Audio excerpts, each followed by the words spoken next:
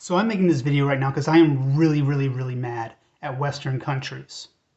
Okay? Like that is what I'm telling you. I am really, absolutely pissed off at the European Union, NATO right now, because I've been living in Ukraine for about 4 years now. And I first visited Ukraine in 2014. And from all this time, there's always been this emphasis that we stand with Ukraine. Okay? There's always has been this mindset that we support Ukraine. Thoughts and prayers, whatever. Now, prayers are important. I'm not undermining that. But what I am saying is that we've had this go on for years. Okay? For years. And people who think this is a two-sided issue between Russia, Western Ukrainians, and Eastern Ukrainians, they are wrong about that. It is about one Ukraine, both Eastern and Western, that are being undermined by Putin right now. There is no other explanation for that.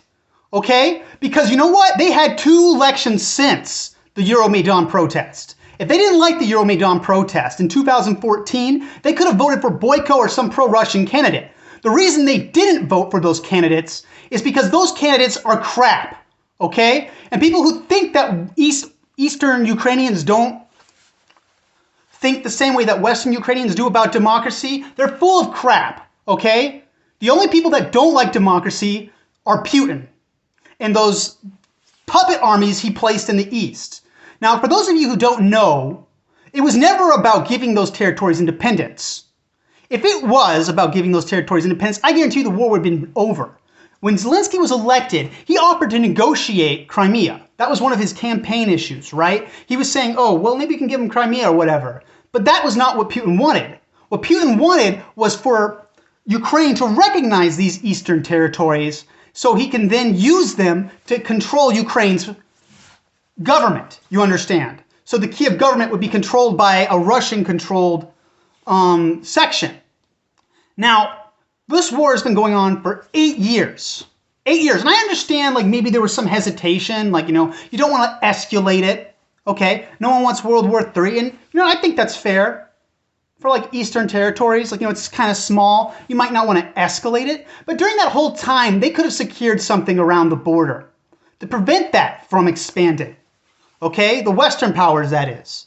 They could have prevented this, knowing full well that the inside portion of Ukraine wanted to join NATO. That was democratically proven that Ukraine wanted to join NATO.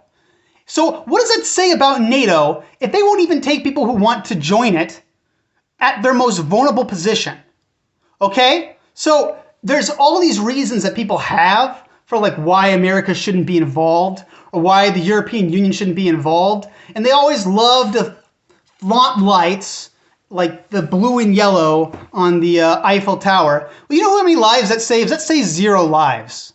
That saves 0 lives. And if you think this is just a regular military conflict, well, I read in a Guardian article the other day, and I'm not a liberal, and I don't like read the Guardian that frequently, but a UN ambassador, he said, a US UN ambassador said that they have a list of Ukrainians, specific types of Ukrainians that Russia is planning to put in camps, okay? This was a Guardian article.